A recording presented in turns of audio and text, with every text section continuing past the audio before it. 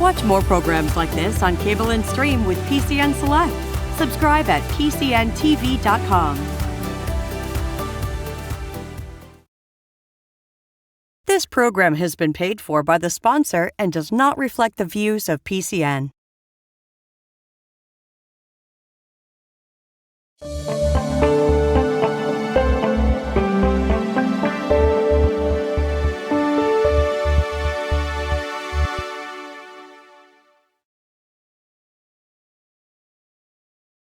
Good afternoon. My name is Chad Dion Lassiter, Executive Director of the Pennsylvania Human Relations Commission, and we're welcoming you back to PHRC Speaks, Fair Housing in the 21st Century. I'm humbled and honored today because we have with us nationally recognized civil rights legend, Dr. Walter Palmer. He's a professor of over 50 years at the University of Pennsylvania. He's a community activist. He's an organizer. He is also the president, CEO, and founder of the Walter D. Palmer Foundation. In addition to that, Dr. Palmer has pledged his entire life to alleviating the suffering of people on all sides of the gender line and all sides of the color line. Today, we'll look at in-depth gentrification and what it is. Dr. Palmer, good afternoon and welcome to PHRC Speaks. Good afternoon, Chad, and good afternoon to your audience. Dr. Palmer, right off the bat, what is gentrification? Well, gentrification, in its simplest terms, is really when an individual or a group of individuals or developers come into a community or neighborhood, and their goal is to improve by their standards what's considered to be make a neighborhood into a middle class neighborhood, a middle class community. So when you hear that definition, it doesn't sound very threatening because most people would want to have an improved neighborhood or improved community. But in most cases, what happens, gentrification really displaces a lot of people who are there. So it doesn't really take into consideration what you're going to do with the people that you're going to displace. Okay, and why is gentrification so controversial? I think it's very controversial, largely because it's poor people, once again. I mean, American society, like so many societies, is built around the whole idea of having the worthy and unworthy poor. And so unless you are in a position to fight and resist, and most poor communities aren't in a position to fight or resist, because fighting and resisting requires having money, having political access, and influence, having a community that's united. And so much a part of what gentrification does, it divides the community. You'll have people who are in the community who own properties. That's individual properties, individuals and families. Then you'll have people, for the most part, who own properties and they rent the properties. They're not there. They're absentee landlords. And when I say absentee landlords, I mean what happens is they have had these properties, they collect rents on these properties, but they don't show up to really improve the properties. And so consequently, for the poor who are left behind are left to their own devices. So they're either at the mercy of developers and owners, private owners, and landlords, for the most part, are absent and really don't care. So it's really a serious problem for people who don't have money and access, political access. So then I guess the opposite of that would be, is gentrification ever a good thing for communities? And if so, how so? Well, I would think that, for instance, if there was some way in which people who are talking about gentrification really sat down with the residents and sat down with the community and talked about what the possibilities were for developing housing, multifaceted housing, where people would be able to live there. They'd be offered an opportunity to stay there. And what many times developers will do is they will say that what we'll do is we're going to come in and we're going to change this community, and we need your support. We need your support for the elected officials. We need your support for government grants, et cetera. But we'll give you the right of first refusal. which means that when we finally change and rebuild these properties, you'll get the first opportunity to buy it or not buy it. They'll also offer people a chance sometimes to get out where they'll pay them outright. And so what happens is they'll relinquish any rights at all, including the right of first refusal. And so there are a lot of different ways. But what happens is most times community people are really, they're really tricked. They're really lied to. The developers that most times I've observed over many, many years really aren't honest, they aren't truthful. And their goal is simply to seize the land, seize the property, develop it, and be able to offer the kind of properties that will bring in more money if it doesn't have poor people or mixed housing in it. And so it is problematic. So the chance of it being a good deal is very, very difficult because there's this leverage that the people have.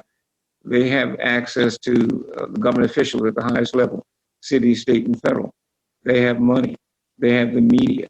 They have just such connections that it's almost unstoppable. So share with our viewing audience. Analysis, Go ahead, Dr. Palmer. I was going to say in the final analysis, if people resist, they then have the possibility of using eminent domain. It means that they can take the property and give people far less than what the property may have been worth. Wow. And so let's look at University of Pennsylvania in context. You were born in Atlantic City. You moved to Philadelphia, and specifically this area that was affectionately known, and is still affectionately known as the Black Bottom.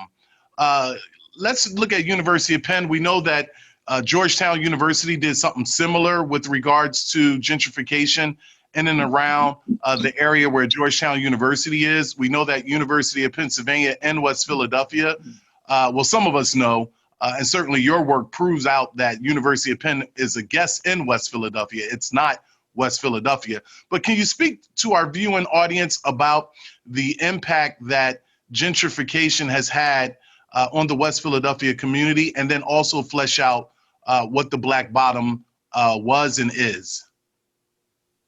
Well, the impact that you're absolutely right. I moved into the neighborhood called the Black Bottom, which was bounded on the north side over to Lancaster Avenue, on the south side, University Avenue, and on the east was 32nd Street, and to the west was 40th Street. And it was fondly known as the Black Bottom before the turn of the century. It was a community that had been around for a few hundred years. I would suggest that probably in the 1700s sometime, it was called Hamilton Village. And it's still a landmark in the area on University of Pennsylvania's campus.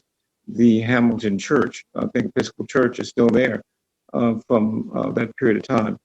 And sometime in the 1800s, and the boundaries were very large when it was Hamilton Village. When it was Hamilton Village, the boundaries went as far as Mantua to the north.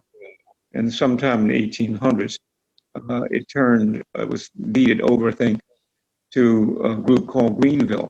So it became Greenville Village.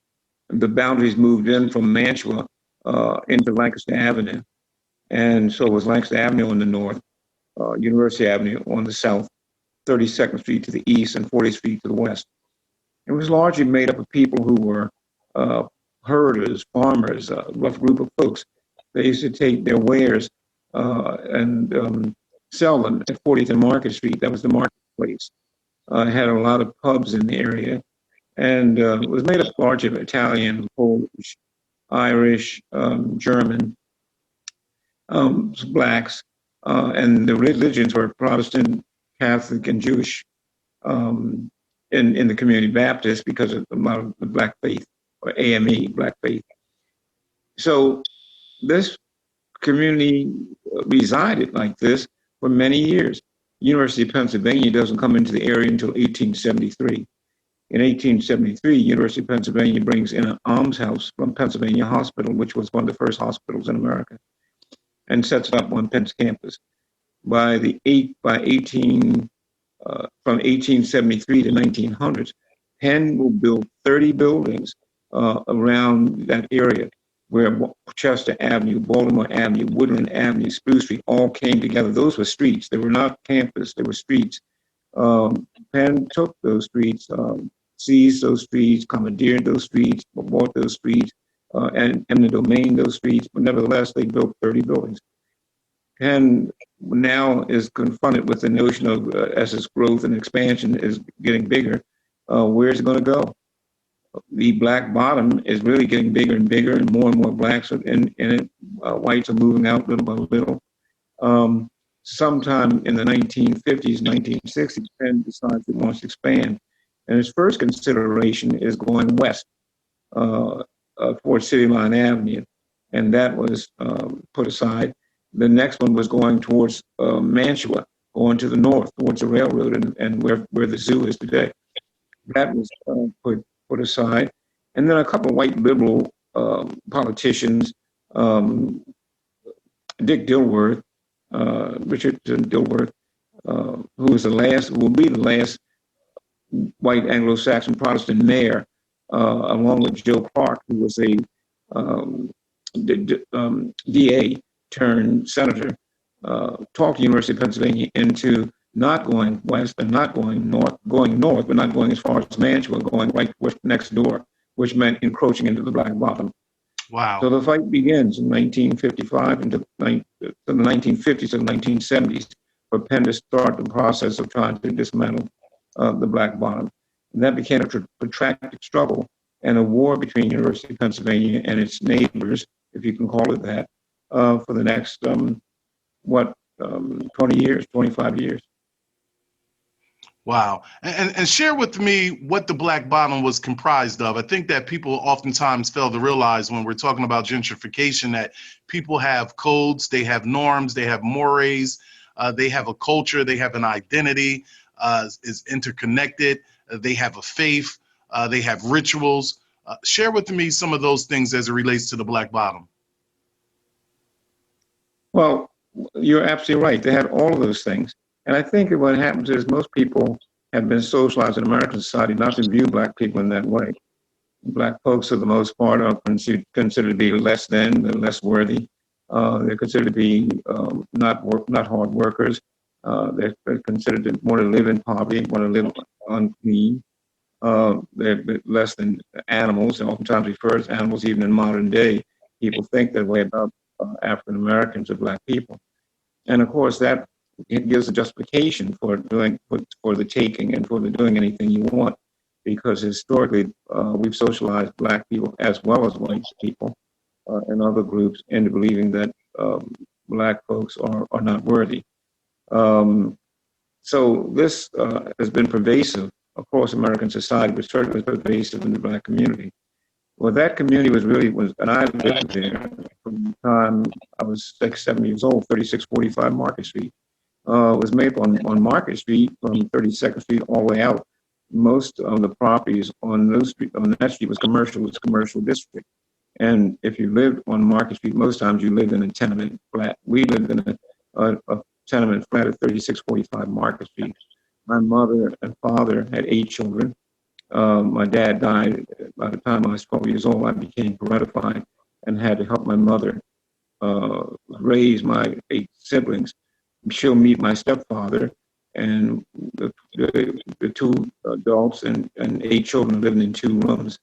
They'll have 5 more children. One will die at birth, but there's 13 children. And now we have 12 children, 2 adults living in 2 rooms. So poor people, or people who are less wealthy and less middle class, kind of live in these tenement flats. But the community was made up. If you went to 34th and Market and moved going north towards Lancaster Avenue, you had brownstones and graystones. If you come to 36th Street from Market Street going north to Lancaster Avenue, brownstones on the north side, on the east side of the street, brown and graystones on the west side of the street. And that be repeated at 37th Street, 38th Street, and 39th Street. 40th Street was commercial, all commercial. And so the community was made up of poor people, yes, it was, but it also had working class people, it had middle class people, it had homeowners as well as renters in the community. So when Penn wanted to encroach and begin the gentrification of the Black Bottom, it had to seek development money. Now, the interesting thing about this is these universities across America have been doing this for many, many years. Wow. University of Chicago has done it in Chicago, University of Columbia University, I mean, and in Baltimore, Johns Hopkins. I mean, all of them. There's a history of this that's been going on for many, many years.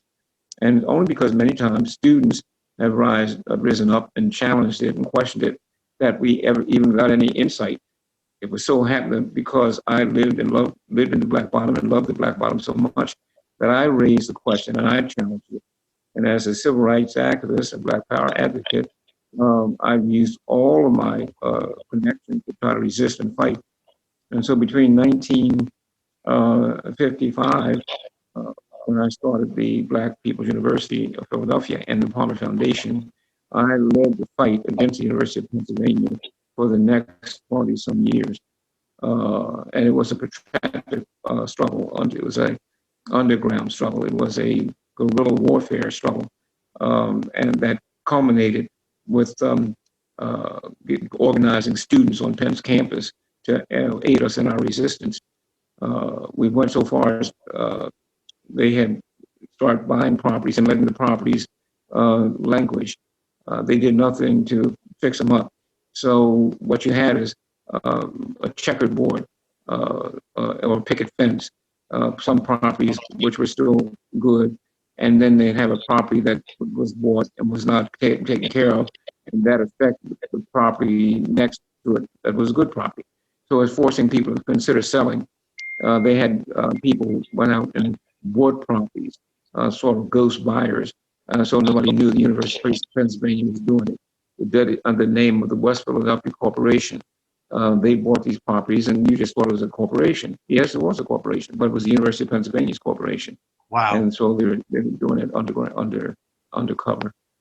So share with us about the Black Bottom Project that you launched years ago at the University of Pennsylvania. If you could tell us what that is, and feel free to share any information, i.e. website, to our viewing audience.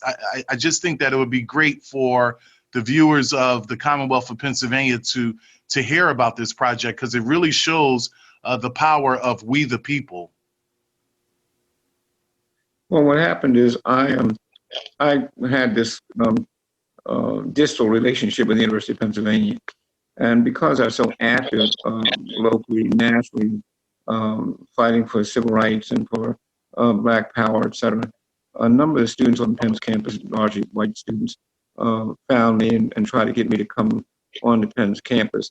I took them up with their invitation sometime in the 1960s, and I helped to create a school without walls.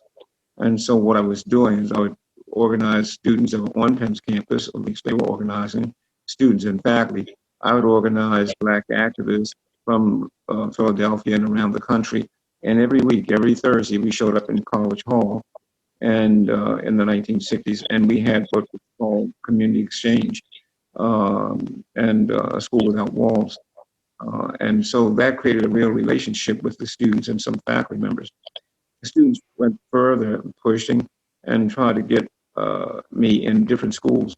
So sometime between 1962 and the next 20, 30, 40 years, I'd become a visiting lecturer on Penn's campus in the schools of medicine, law, education, Wharton, engineering, Africana studies, urban studies, and social work. And I got grounded into social work largely because many of my associates, Howard Arnold, who we fought for, became one of the first Black faculty members at the University of Pennsylvania Graduate School of Social Work. And Howard and I were high school football team members, oftentimes invited me to come to the school of social work. And I got grounded because these were students who were training or being taught how to fight and resist. So they became our army. So as I engaged these students more, we went so far as to create a required course on American racism, the first time in the history of American academia that any college had a graduate course that was required on racism. And my work then centered around being brought into the graduate school to participate in a limited way. I remember I went off to law school in 1971, and in my first year, I was invited to come back and be the keynote speaker for the graduating class of 71. And that matured that relationship as we got more blacks involved in the school. The students in 1968, general students on Penn's campus shut down the University of Pennsylvania in support of the Black Bottom. In 1969, the students at the Graduate School of Social Work shut down the school and refused to let it open until it had required courses on American racism. And they hired black faculty and brought in more black students. I was participant, more active than participating in all of this. And so in the 1990s, Howard Arnold offered me an opportunity to teach in the racism course, the very course I helped create. And that starts my long trajectory into the School of Social Work. I then used my presence as an adjunct professor to help organize students. And I gathered and we chronicled information that we gathered on displacement, displaced populations, gentrification, eminent domain, et cetera.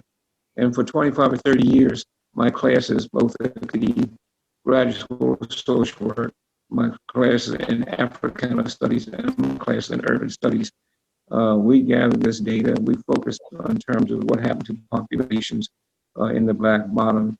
And we also looked at Drexel next door, how it encroached into Mantua, Temple in North Philadelphia, University of the Sciences in Clark's Park, and Woodland Avenue, St. Joe's into Winfield, LaSalle College into the Oak Lanes. We looked at University of the Arts into the South Philadelphia area. We looked at about 12 to 13 different communities that were adversely affected by university and institutional displacement. And so after some 25, 30 years or more, and chronicling all this material, I was fortunate enough to have a relationship with the archivist and on Penn's campus.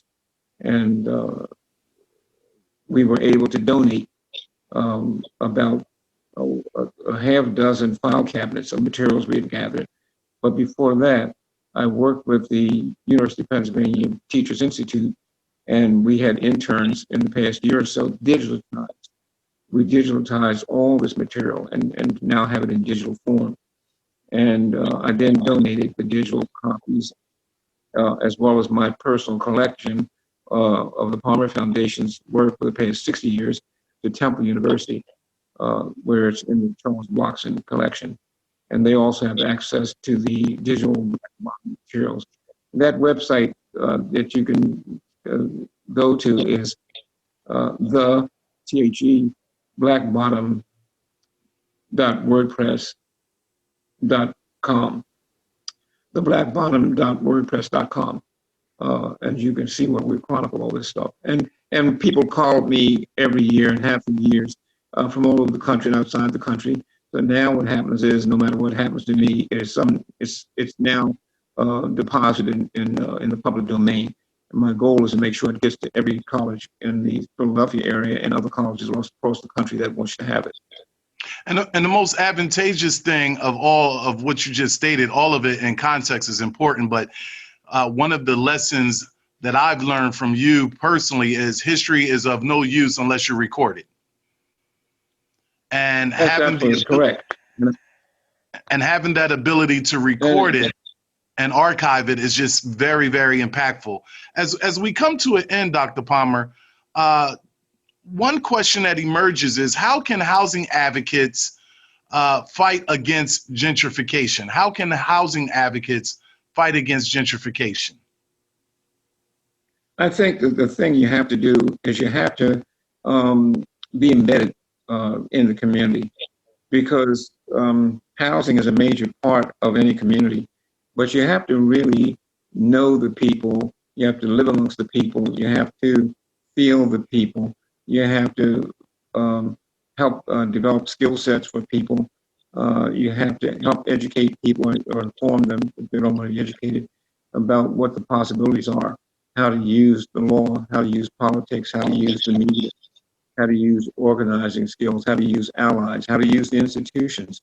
And you have to be sitting on these boards. You have to. I remember when we were fighting Penn. We eventually got Penn to stop. We built a trench city on 39th, 38th, and Market Street. We took over that big parking lot over there. They had torn down all the buildings, and we started building trenches.